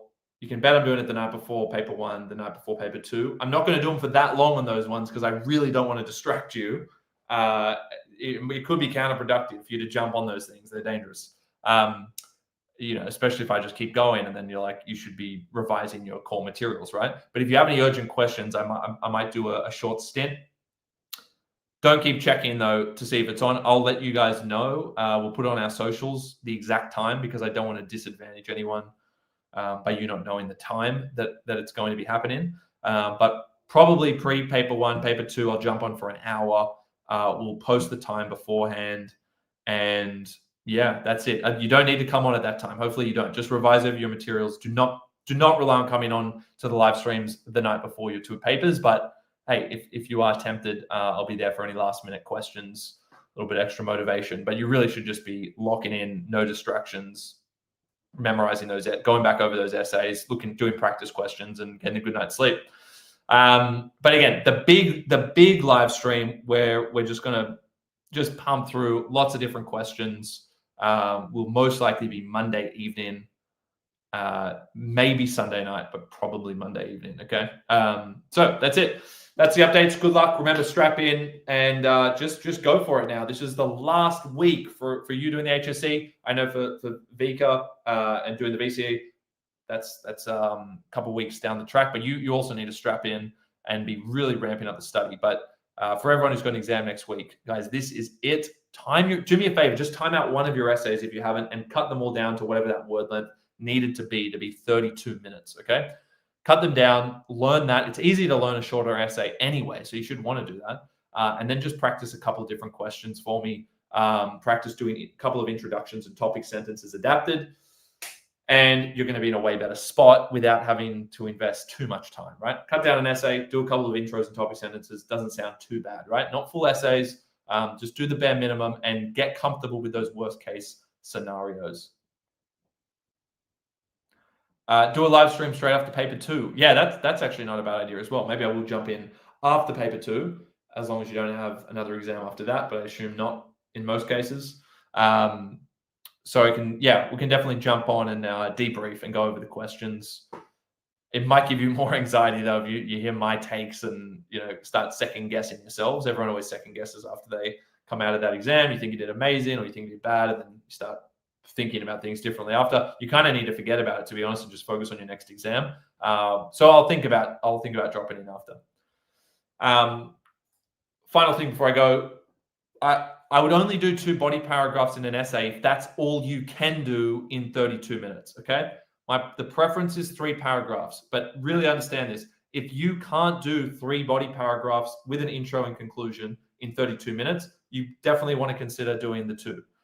If it takes you 34 minutes to do 3 bodies, then just shave the 3 bodies. You're still worth having the 3 bodies. But if you are like at 40 minutes plus doing any version of a 3-body essay, then it's just too long for you and you might want to have too big of 2 bodies. I'm never a fan of a 2-body at first, but I'm a fan of it if you can't realistically do a 3-body essay in 32 to 34 minutes. Then I'm a fan of at least considering it, especially if you're over 40 minutes, okay? 40 minutes and above for a 3-body without even adapting to a question. If that's how long it takes you to write your draft out with 3 and you feel like you've made your best effort to cut it down, then you are definitely going to run out of time on the day. So you may as well just do your 2 best bodies. Maybe you can pull some stuff up from the 3rd and make a really solid 2-body versus a 3. But again, that's if you're at 40 minutes plus after trying to cut down your 3-body as much as possible.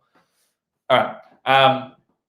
Hopefully that doesn't mean now everyone's going to go off and make 2 bodies. It's really just for people who are really quite slow at writing, which is fine. I get it. Try and get faster in the next week. Do a lot of practice.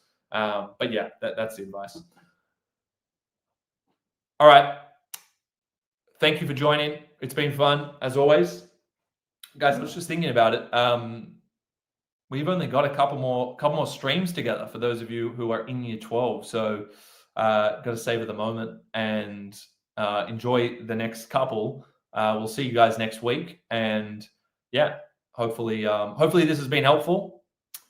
It's been fun for me, and yeah, enjoy the last week of your study. I know that's a weird one as well, but really just get into it, immerse yourself with it. I can tell you from having done it, and I put everything into my kind of final study period before the exams. It's a once in a lifetime kind of thing. You never really will study for that long, that hard. And you feel great after the exams are all done. You really do, and you'll enjoy the time off. Maybe you're going to have a year off. It doesn't really matter, right? You can do whatever after. So just give everything you've got to it. And we'll still all check in after, I'm sure. I like to keep in touch with everyone after. But yeah, it's going to go quick now. So just give everything you've got and give yourself maximum optionality for once this is all over. That's basically why you should care about it. Just gives you more options. It's going to make life a bit easier, whether it's uni or otherwise. You just never know. It's always good to just have a slightly better mark and more optionality. So it's also good to just set a good precedent for yourself in terms of being able to apply yourself for a sustained period, study towards one goal. That's kind of like the kind of rhythm of a successful life anyway. After that, whatever you do in your career, you need to be able to have a goal and work towards it for a significant period of time. So that's what this is kind of a microcosm for. Not to get too deep with it, of course, but hey, it's been fun as always. I'm going to jump off now. I'm just ranting and getting unnecessarily philosophical, not even. But all right, see you all soon.